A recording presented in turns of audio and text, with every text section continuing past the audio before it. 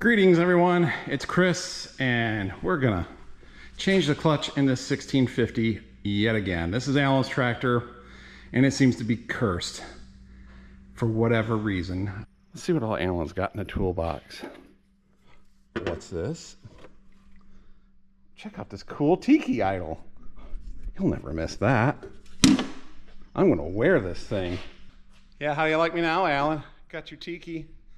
Nothing bad could happen. Bobby is unaware that according to ancient island superstition, the idol is taboo and brings bad luck to those who touch it. I'm betting wheat harvest will go great. Oh, right on the foot. And that this clutch will work right on the first try. I think we got the warped one. Welcome back. It's part 2 of this clutch. Well, part 2 million. And last week was wheat, so I didn't get a chance to work on it. Just so hectic. And I want to get this thing, figured out so that the seller can have all of his ducks in a row. I can have all my ducks in a row. The engine doesn't have to go back in, but just get a working clutch in this thing so we can put it behind us. So he ain't aware that I was running wheat, so I appreciate his patience that he'll hopefully have. So I got the bolts out of the bell housing. Guess it's ready to split. And we're going to check a couple things while we're at it. And it looks like it's nose high a little bit. Let's drop that nose down. There. That makes a difference. Still not quite over my cold, but it's much better than it was. The Canadians got some rain, so the smoke is much better than it was. We're not going to see anything we didn't already know about here. My finger's barely pulled away. What'd I do with my ratchet? I was just using it.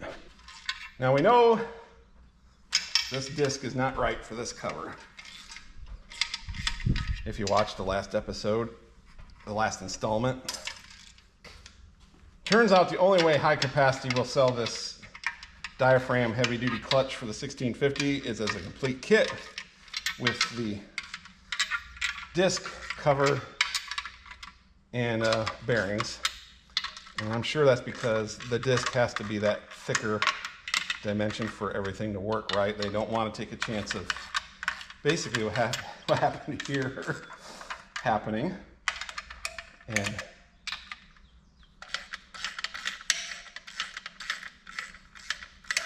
I got my straight edge, and we are going to let's use these 2 bolts. I've got my straight edge out, and what we're going to do is double check that my machinist got the surface of the flywheel good and flat, because that is a possibility. Mike has always done good work for me, but we're all human. I don't expect it to be off, but I know some viewers suggested that. It is a valid thing to check, so we will do it just to make sure. Oh, and I probably want to put a second before this thing all goes falling on the floor, crushing a toe or breaking something. I intend to, since there's a whole kit, I'm not going to replace the bearings, those should be fine. But I'm going to use both the pressure plate and the disc from the kit. And then he has sent return authorization to get all this stuff sent back.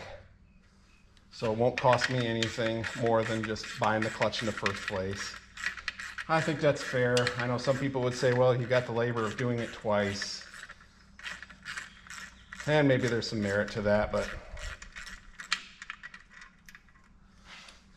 oh, people have told me, I've said this line before, but my health is priceless, and anything worth or priceless has no value, or worth, and anything worthless has no value. So, yeah, we'll be fine. We'll be fine. It's for a friend.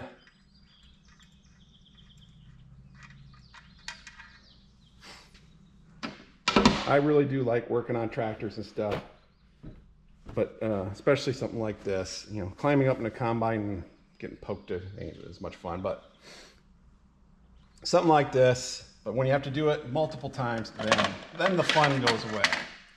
All right, so we have here a perfectly good, never been run clutch disc that is not for this cover. And where did I hide the box? There it is. I'll be back. And then we have this cover. Now, in the kit, they send these washers. These are 0.125 thickness, which is the same thickness as a step. And the idea is if you have a flat flywheel, you're supposed to put these spacers in there to get the same depth. They're set up for a flywheel with a step, which is what the majority of them are. But there are some out there that are flat all the way across.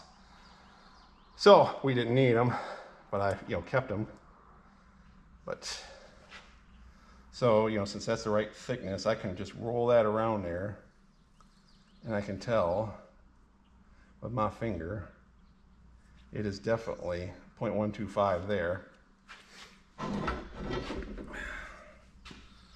Now our other thing we can do with our rods here, let's get that more in the middle. This is my straight edge that I check heads with. And this should, same thing. It's consistent. That is not the problem. We'll try across the middle here. Yep, that spacer, oops, I just dropped it in there. I'll get it out with a magnet. I've got a second one over here. Fits nicely under the straight edge. He got it right. There goes another one.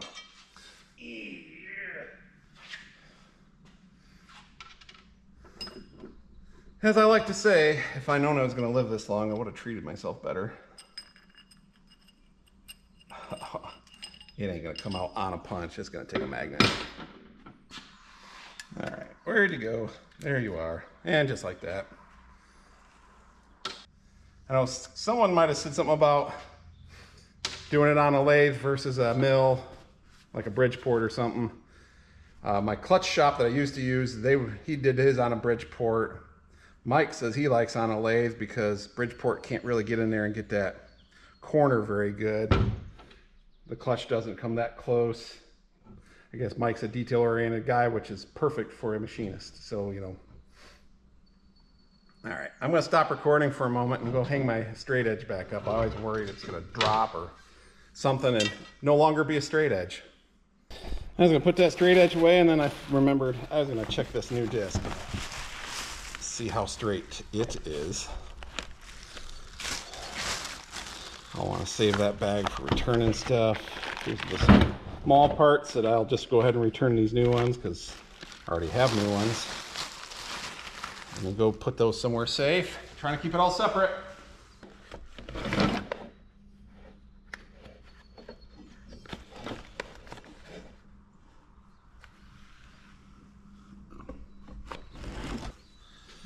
That looks good. Let's hold it up against the flywheel, but I kind of almost think that with the naked eye, it looks a little disc-shaped again.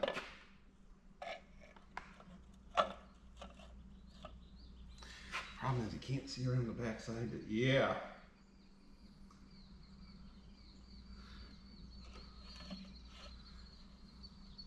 This really shouldn't be rocket science.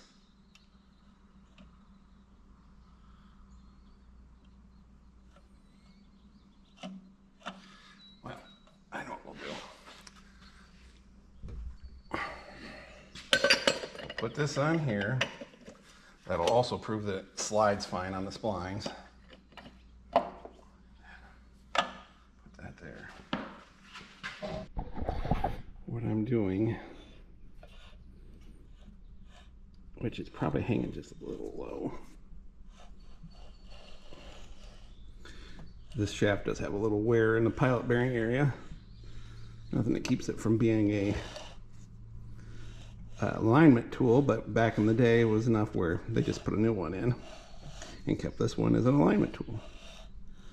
And it looks like the pads are touching evenly.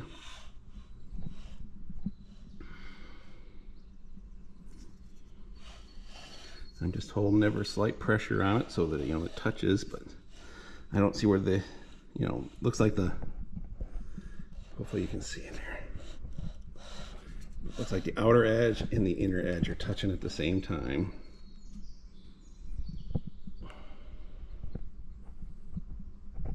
Same down there.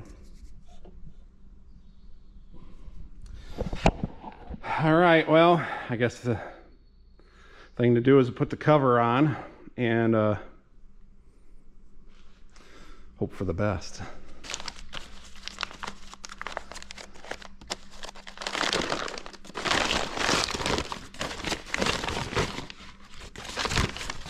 What the heck is this? Just fuzzy? Just a fuzzy.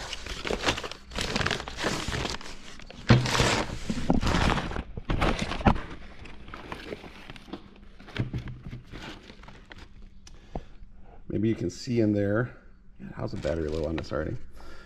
The Belleville washer, it doesn't have coil springs. It just has a disc-shaped washer that ends up going all the way in to be the fingers.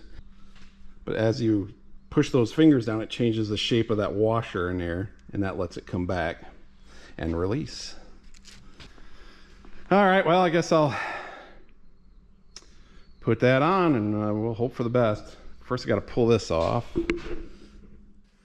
I'll even try it on the shaft that actually is in the tractor. Oh yeah, it slides just fine in that. You can't see it, but take my word for it.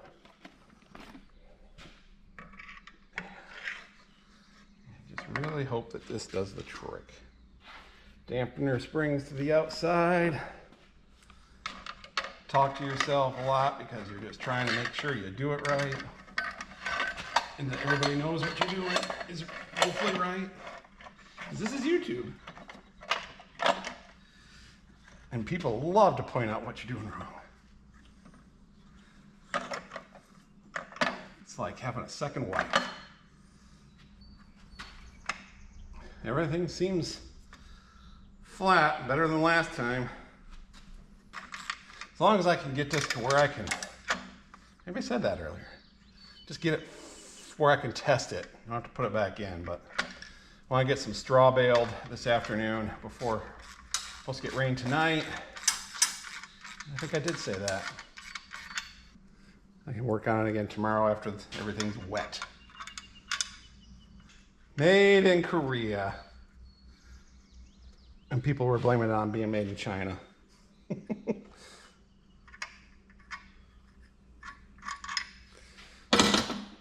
The idea on these, there's fewer moving parts in these diaphragm Belleville washer type clutches. So when you got a lot of use, it's probably, you know, they make Kevlar clutches now, but sometimes you got to work with what you got. But yeah, so these withstand a lot of repeated cycles better is what I've been told.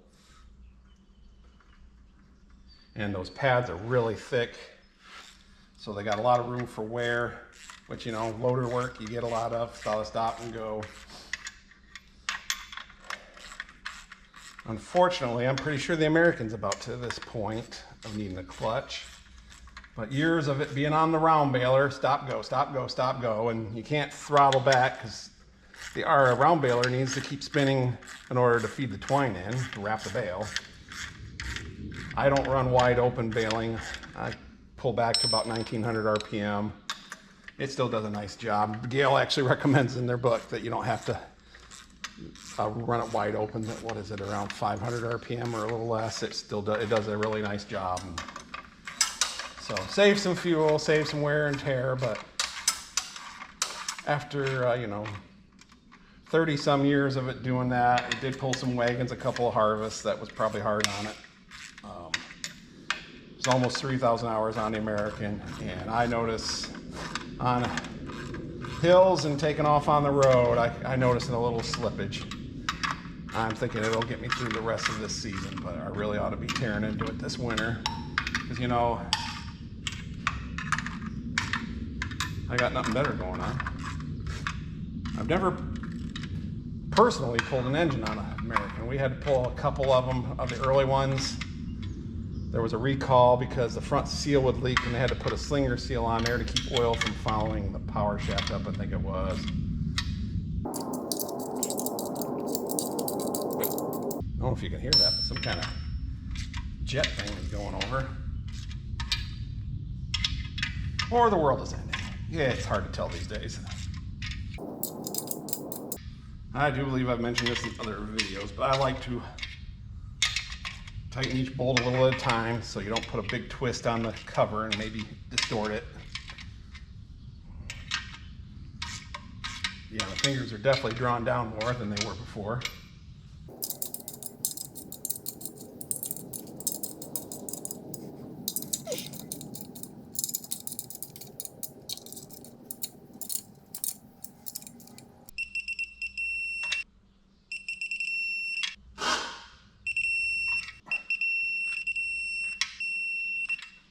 All right, back together again.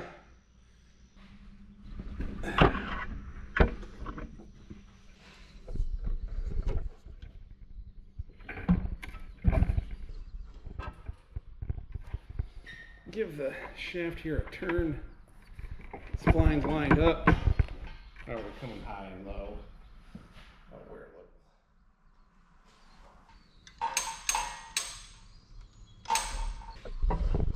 Look at that.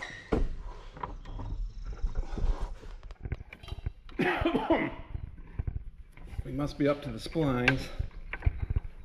Let's see, how is it now? There it goes. Yep, splines are engaged, and together it goes.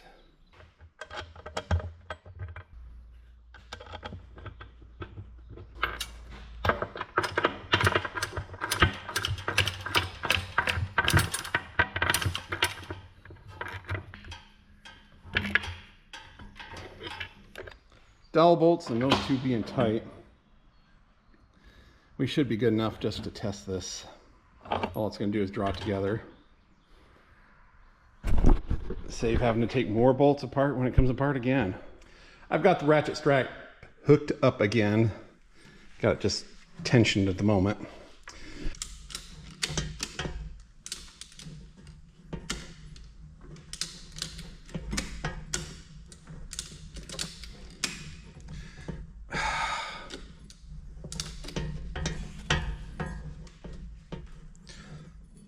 What the heck?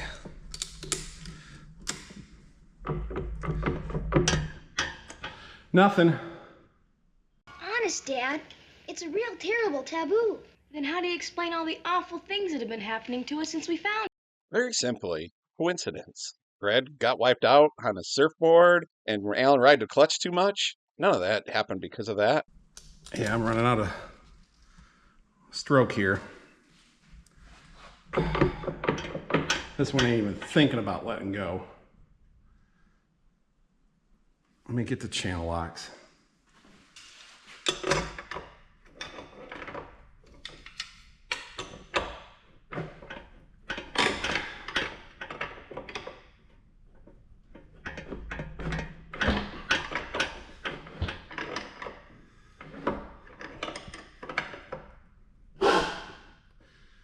Shoot, I started turning the crankshaft on that last one.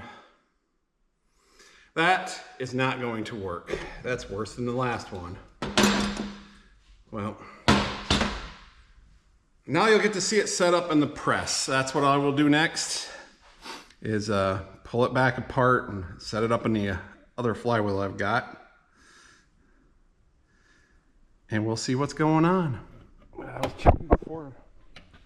Took it apart. It's hard to see in there, but there is definitely a gap between this hub right here and the pallet bearing. So that's not hitting. There's no sign of, you know, scratches like the flywheel bolts were hitting. And from what I can see, there should be no issue there.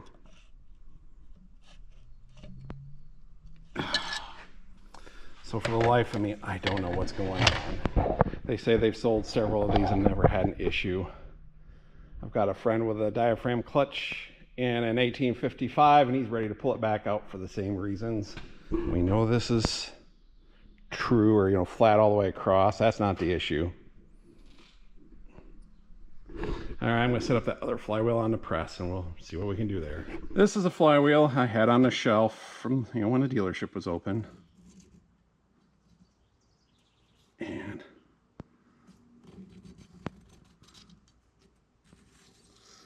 just running this spacer washer, this 125 spacer around, and yep, the step is, it might be just a skosh higher. No, it feels good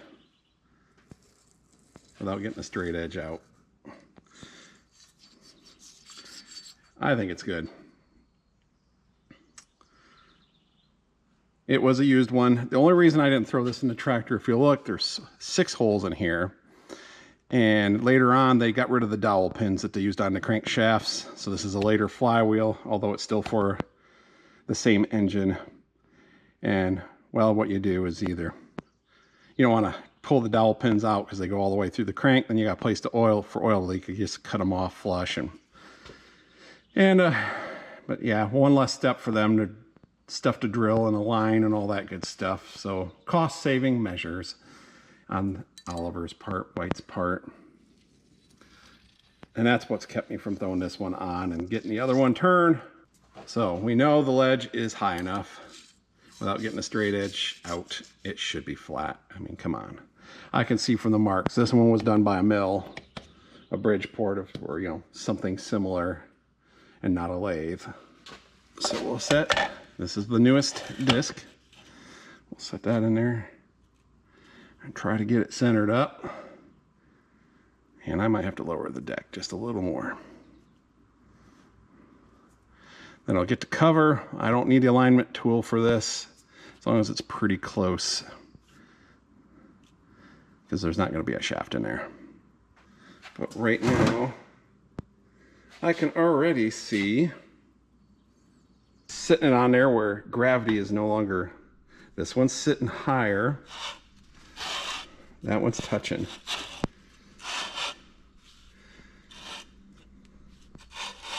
Or, you know, gravity is our friend here, whereas holding it vertical, it's kind of hard to.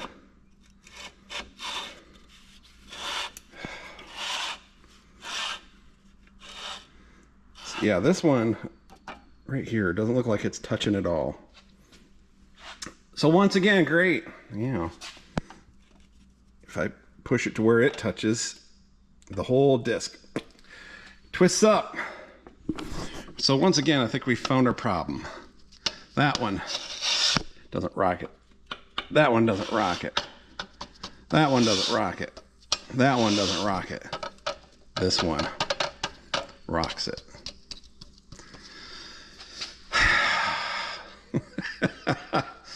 But that's enough. That would be all it would take. I mean, there's a, I'll get a feeler gauge. Okay, this one's 10 thousandths. Let's start with that. That slides right under there. Let's see if this one does. No, it does not. 10 without any effort or movement. Let's try thicker. Okay, I whipped out a 14. Try to get under there. 14 thousandths fits under there.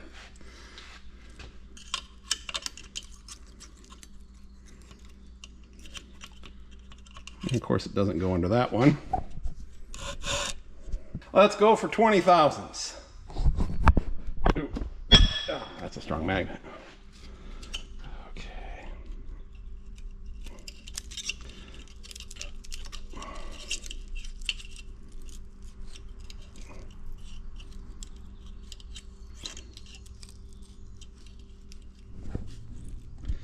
$20 thousandths is just sneaking under there. That's enough to make things not happy. That's solid. That one's got just a little. That one.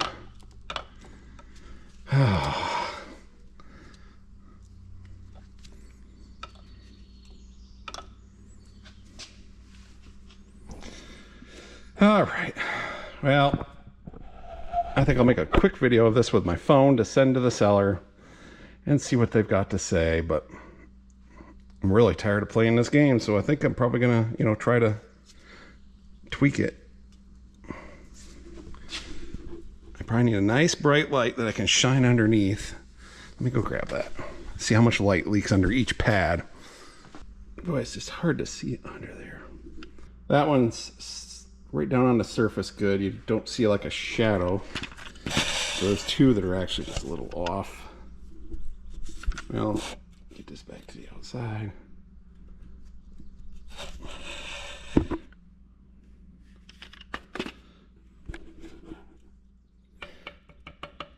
That one's got just ever so slight. Nothing. That's good. That's our bad boy there. And then a slight, solid, slight. I'll mark these. Little Sharpie ain't gonna hurt nothing.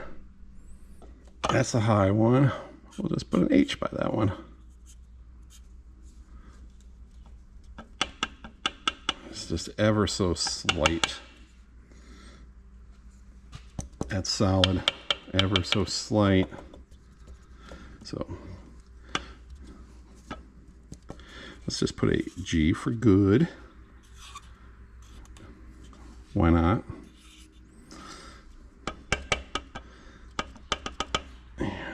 S for slight, S for slight.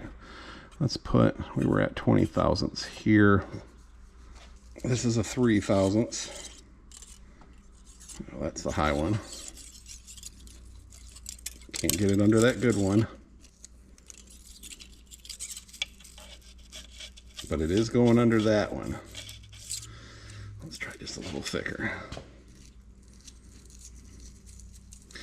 Now 3 thousandths probably ain't enough to ruin the day, but that 20 thousandths, that, let's go for 5. You get started under there, but there's some drag. So we're gonna call that one 5. 0.005. This one's feeling just a little tougher. Or a little taller.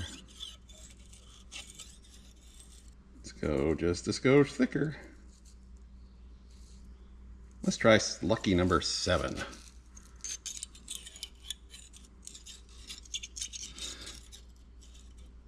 Yeah, that's not wanting to go under without force. So we'll try 6. I think what's happening here is they're trying to get as much pad in there as possible, which I can appreciate. We'll call that one 6 thousandths. And with that much thickness, you really got to have everything good and true and flat. 0.006. Okay. Emailed him a video, showed him what was going on. The supplier called High Capacity, who makes this clutch. And I told him I was willing to try to tweak it. And they said, let's go ahead and do that. And then if it doesn't work, the technician will go pick one and manually check it until he finds one that is straight and send it. So I'm gonna go give this a little tweak in the vise. Try to get it flatter. Ouch, sharp. Should not do that. Push on this. Yeah.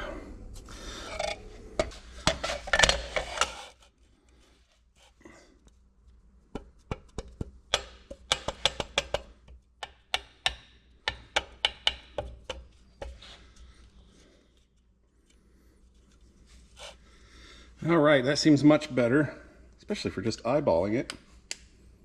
But it looks like I got it pretty much on the money. I might try to tweak that one just a skoosh.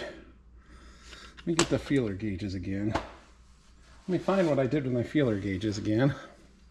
All right, this is a 2 thousandths.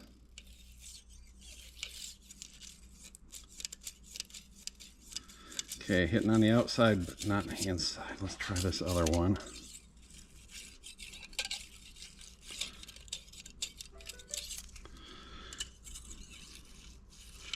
Yeah, it's sliding under that one.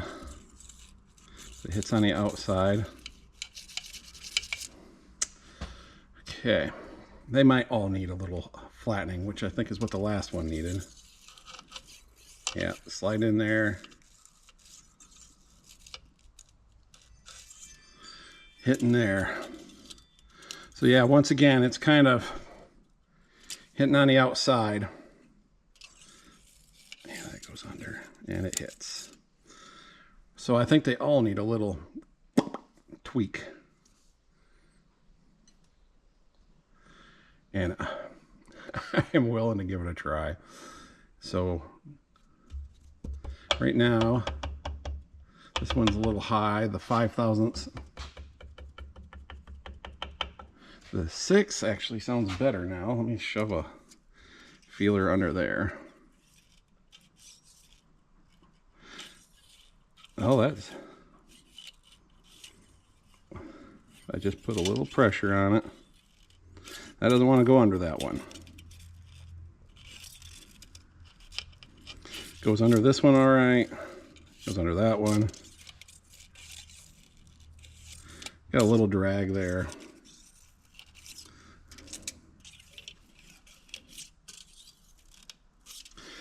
So, well, like the last one, they're all hitting a little bit on the outside. So they all need just a little, ever so slight. Let me see what I can do. That one that's 6/1000ths high is actually the right one. I'm not. 2/1000ths does not want to go under on either end. It just tries to. Yeah, 2/1000ths. On the inner edge, it's dragging on that one.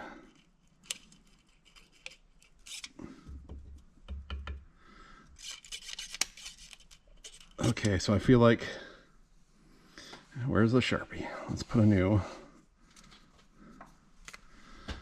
mark on here. So we're gonna go with a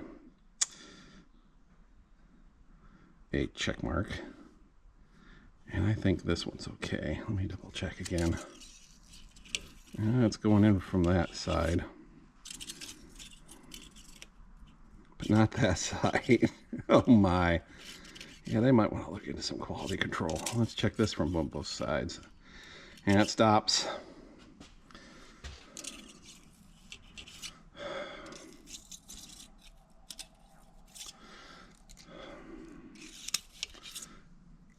Okay, so we got one good one. I will do a little bit of tweaking. Okay, that one is dragging on the inside, but I got thinking. That one's the 5/1000ths. It's sitting.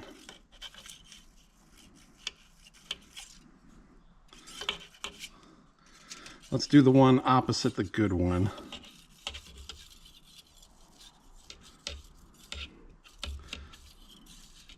Maybe.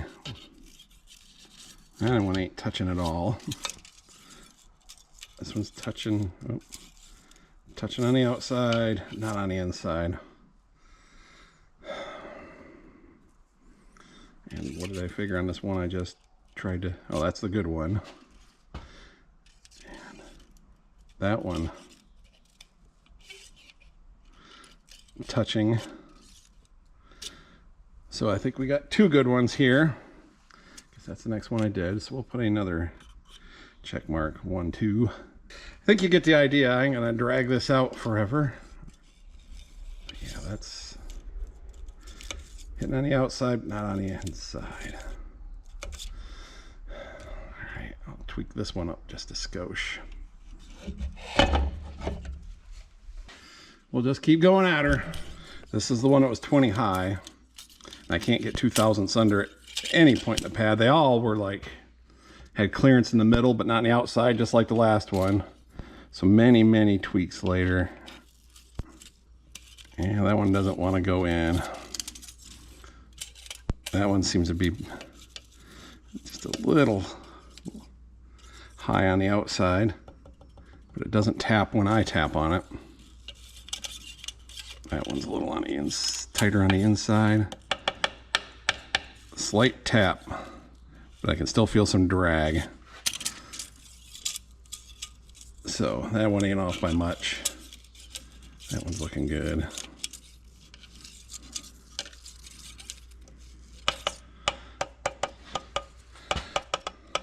That one has a slight tap. Let's try 3/1000. I think 2 is my thinnest feeler. Oh, that's dragging. I mean, boy, to get it. Yeah.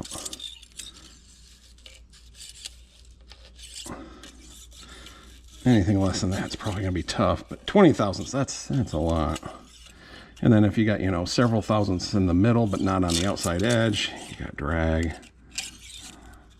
Yeah, this 3 is dragging. So, and it seems to be fairly, it's just slight inconsistencies, but you know, 1/1000ths apparently, because going from 2 to 3 got me drag on all of them. So I think we're kind of where it might have a stand a chance. And I guess as long as this is sitting in the press, I'll get the cover, bolt it down, and then I might have to lower the deck a little bit, but as long as we're here, let's try it.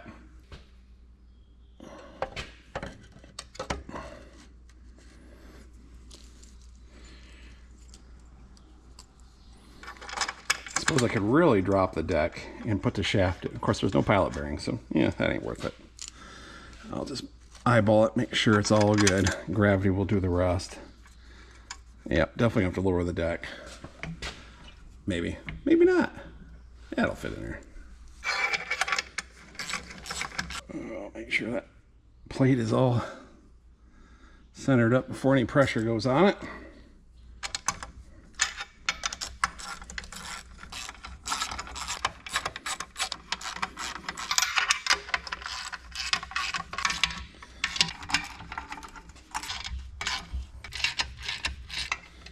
So then we take the throttle bearing, get that centered up nice.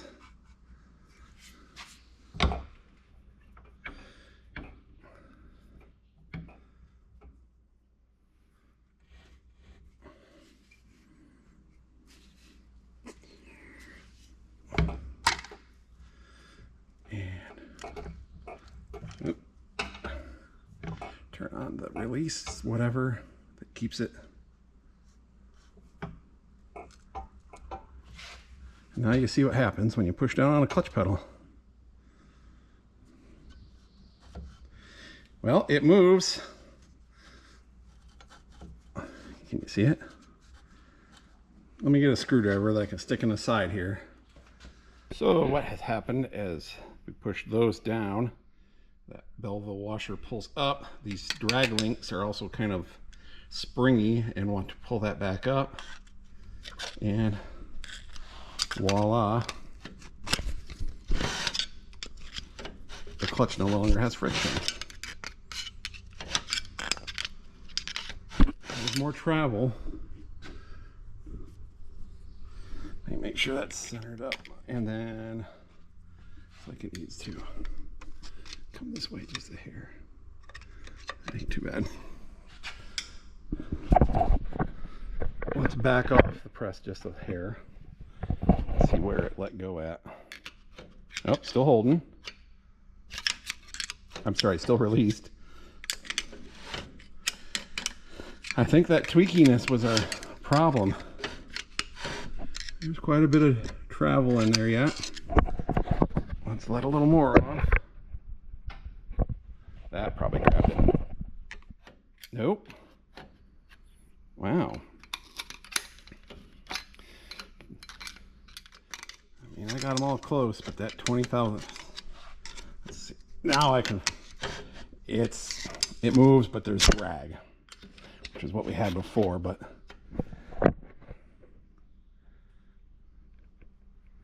so let me just give it a slight pump. I don't even know if you saw it move. I was probably wiggling too much. And look at that. I think there's a quality control issue that the good people at High Capacity need to address. I think that's going to work. Let's see if we can see it moving as I push down. Let's give it a little. I think there's only so far these little spring leaf springs can pull it back anyways, but I can definitely see a gap. If you had ones that were tweaked this way, another one tweaked this way, and yeah.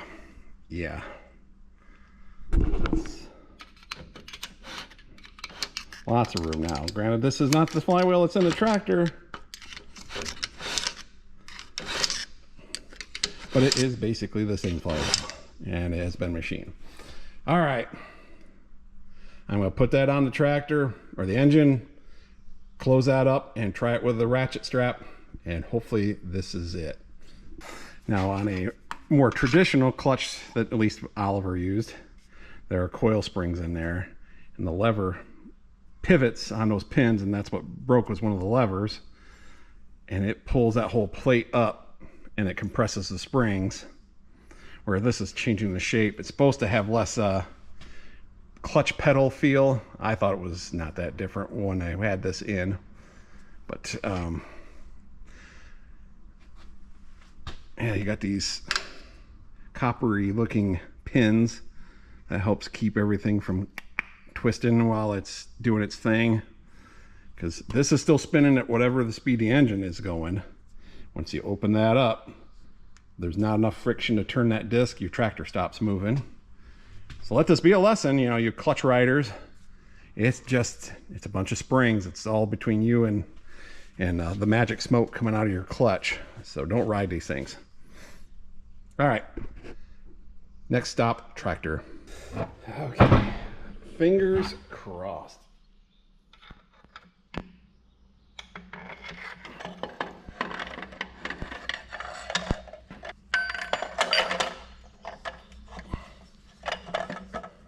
That's sounding better. I know I said that in the last one, but there's something about it. When everything's lined up, it sounds better.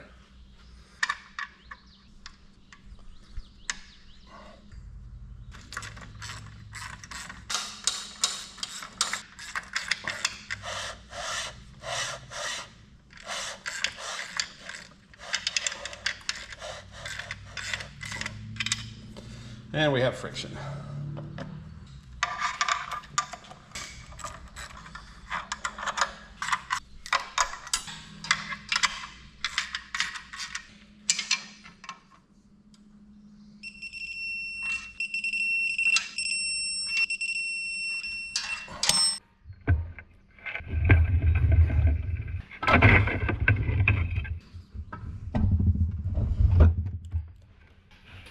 There it goes. Just had to turn on that sprocket to get the splines to line up. Okay. A couple of bolts and then we'll try it out. Yay.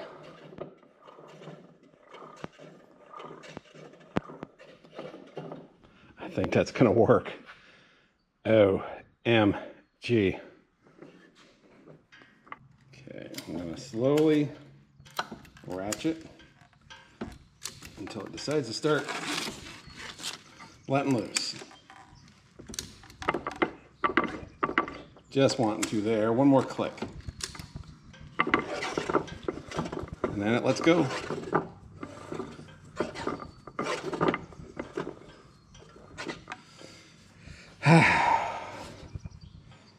It never turned, well, you know, with this clutch setup, it hasn't turned that easy before. So I think that's gonna work. Ay caramba. What's that? The cursed tiki? No! Shall we believe him, Oliver? Believe us, Oliver, believe us. All right, I'm gonna call it there for now. I got straw to bale. I can let them know we have finally achieved clutchiness and that I can send those other ones back. But it took quite a bit of tweaking to get all those. They definitely need to work on that. For a moment there, I was thinking, maybe it's hitting the flywheel bolts.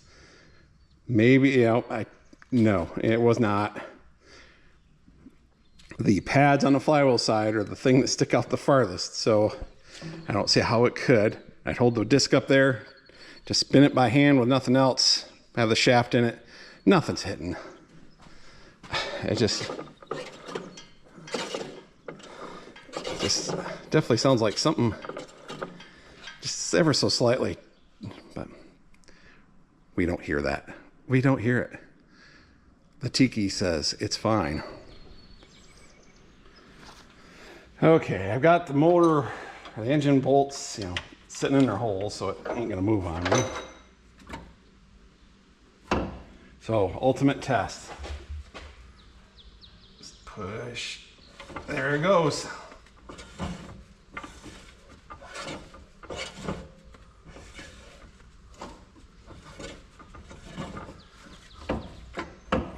Probably can have a little more free pedal, but it's working. Let's see, I want to,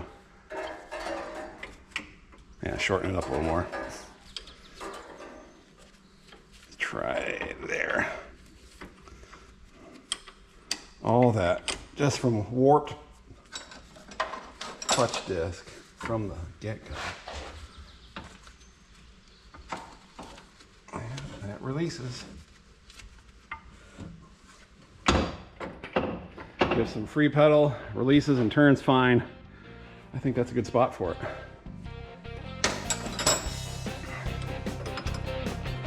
Finally.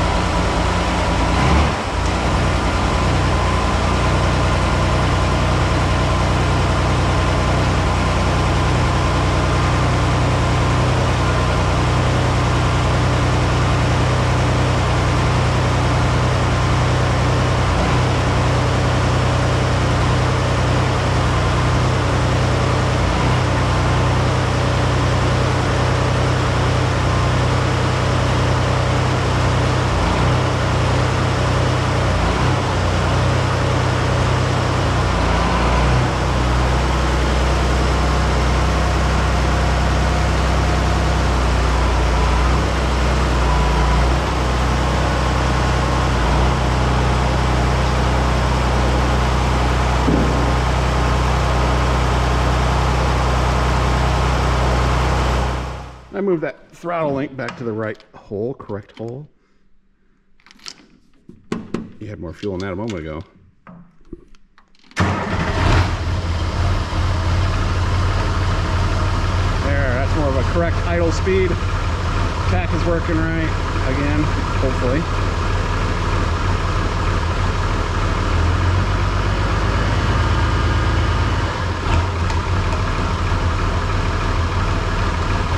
But let's try that transmission. I can tell, I can hear it stop. Spin. Like that, it stops. No forcing it.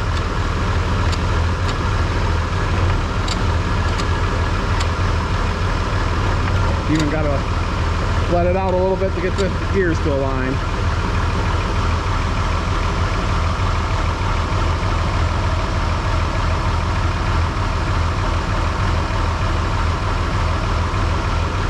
I think we finally have success.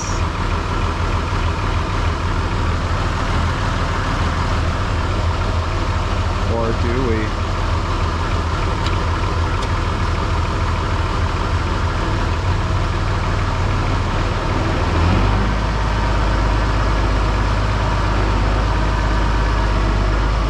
So what I'm going to do is see if I can't get the bale spear off the loader for the 1750. It's kind of, you know, holding it up in a way. I think I can make it work. And I know it'll fit on here. And then I got round bales to pick up. We can try it out.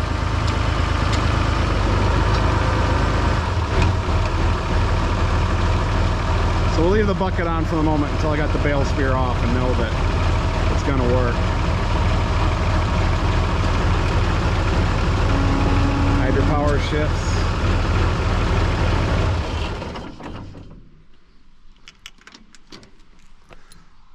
Who would think pads being off by 20 thousandths one way and 5 the other way? But yeah, she works great now. Well, I see why quick attach was invented, but I got it off from the 1750s loader and onto here, and I think I'm ready to roll.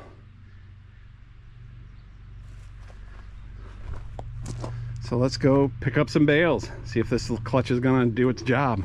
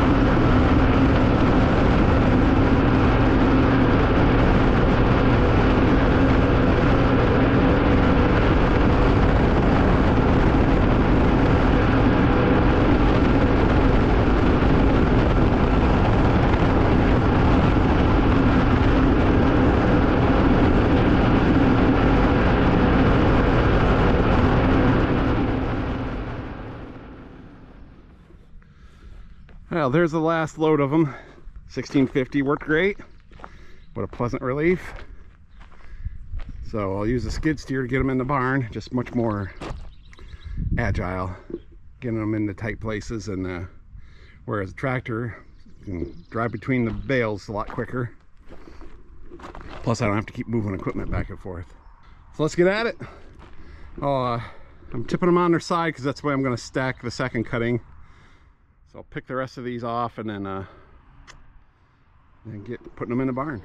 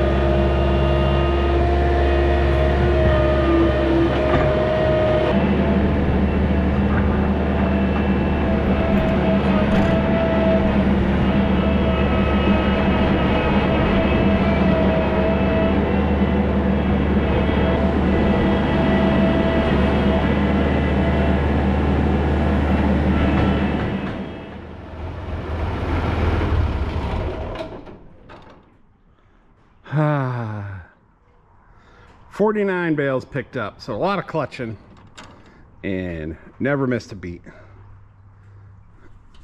Hopefully it lasts. In the meantime, I want to thank everybody for watching. This was quite the ordeal. Hopefully you learned something from it or can get something from it. I also want to say, let's see, today's Wednesday. Sunday, a former employee of our dealership passed away. His name was also Chris. Watched the channel. He'd stop by here and there. We kept talking about doing a live or an interview that we'd put on YouTube, talking about the good old days of the dealership. And all I can say is don't let that stuff slip by you. We kept saying, yep, we're going to do that. And that opportunity is now gone. So to you, Chris, rest in peace. I enjoyed our time together, stopping by. Days of my youth when I'd wander over to the dealership and you tolerated the the boss's kid or the boss's grandson. Thanks again for watching. Hope to see you in the next one.